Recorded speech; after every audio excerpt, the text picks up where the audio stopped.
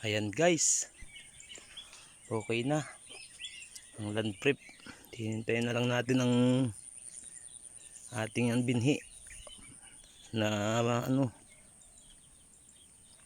tumubo.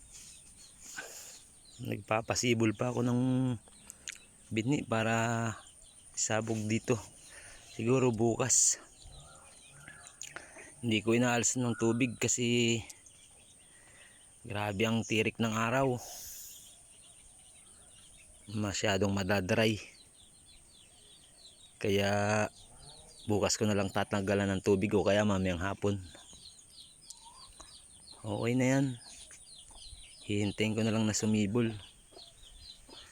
Ito nga pala yung aking binhi. Siguro pag mga 70% na o kunti pa lang yung niya yun, konti pa lang yung kanyang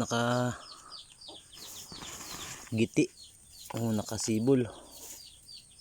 Mukhang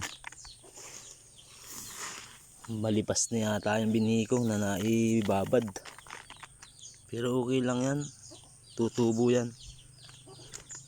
Medyo didilig-diligin natin ng konti, sobrang init, baka mamatay yung tubo nya. Sige guys, abang-abang nyo na lang itong aking ginagawang munting farm demo.